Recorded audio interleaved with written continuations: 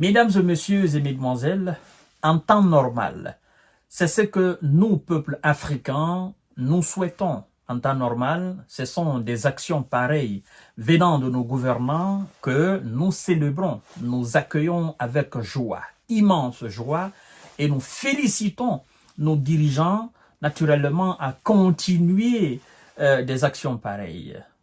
Nous sommes au Cameroun, raison pour laquelle d'ailleurs j'ai mis la photo de son excellence, le dinosaure grand-père Paul Biya, qui est au pouvoir au Cameroun depuis dans les années 80, 81-82 pour être précis.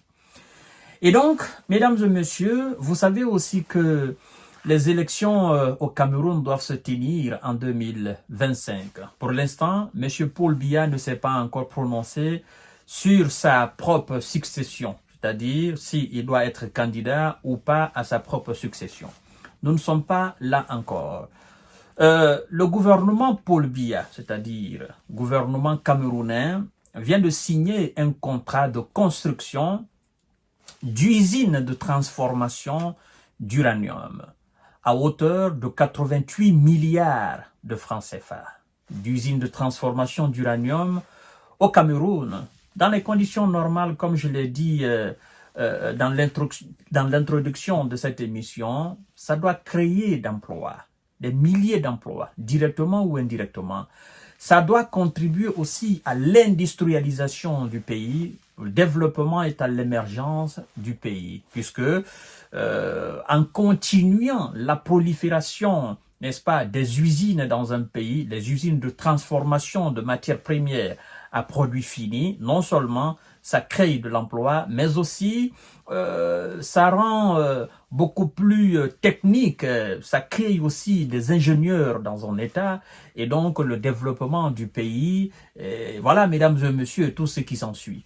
Mais puisque nous sommes en Afrique et nous savons qu'à chaque fois, à l'approche des organisations d'élections présidentielles, nos dirigeants se lancent souvent dans des projets pour effectivement avoir l'électorat.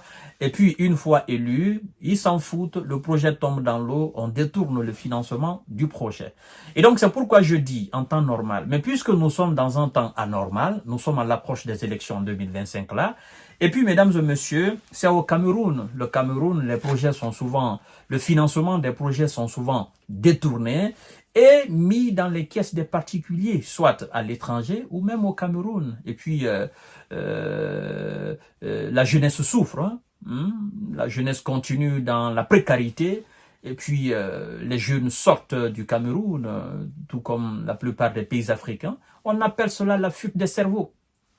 Vous allez partout dans le monde entier, à l'image de la plupart des pays africains, vous aurez des jeunes très talentueux camerounais qui sont déversés un peu partout. Ouais. Et donc, mesdames et messieurs et mesdemoiselles, le Cameroun construira une usine de transformation d'aluminium pour 88 milliards de francs CFA. Oui, ProAlu, ça.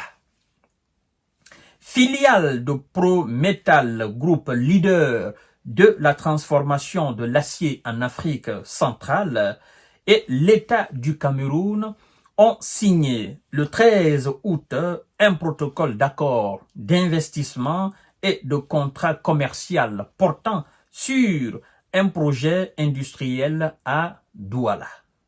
Ça nous fait plaisir d'entendre. Mais nous voulons que ça se concrétise, que ça ne se reste pas seulement sur le papier, que ça devienne réalité. Ça nous fera plaisir. ProAlu, ça s'engage ainsi à réaliser un investissement de 88 milliards de francs CFA, soit 150 millions de dollars américains, pour la construction d'un complexe industriel dédié à la transformation de l'aluminium dans la zone industrielle de Bassa à Douala. Mesdames et messieurs, les travaux dureront de 2025 à 2027. Vous voyez? C'est bien calculé, de 2025 à 2027.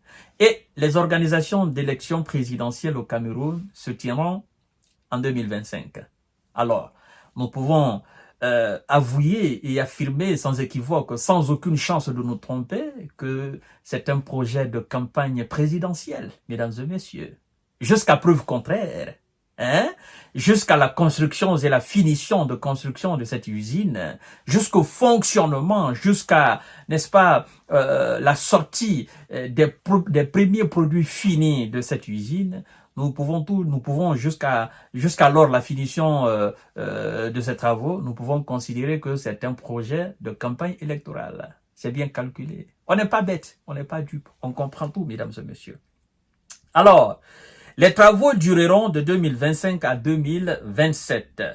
Le complexe permettra de créer environ 1500 emplois, dont 450 directs.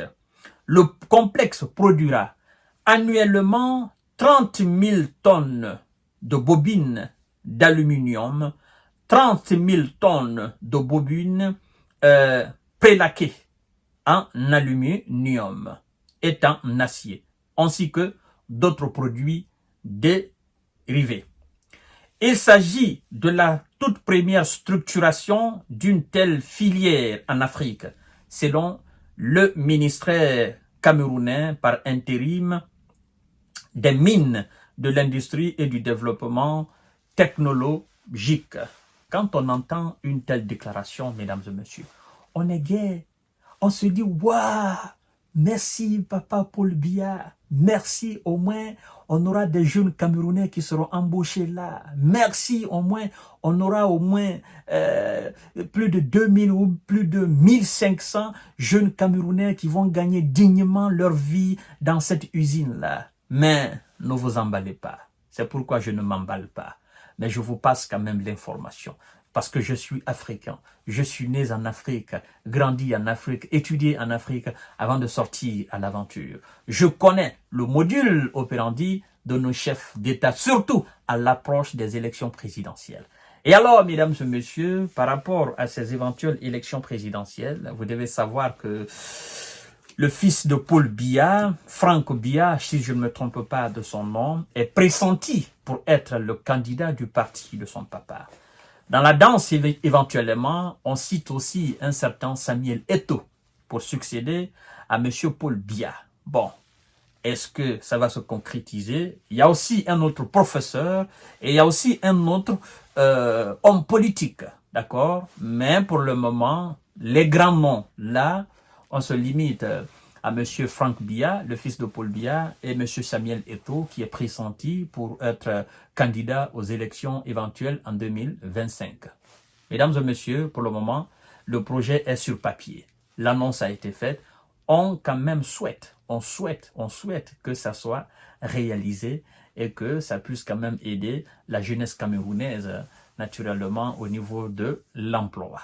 Donc, je vous donne rendez-vous tout à l'heure pour notre série d'informations et de décortiquages. C'est l'Afrique qui gagne. Monsieur Papa Paul Biya, passez maintenant le tablier à quelqu'un d'autre.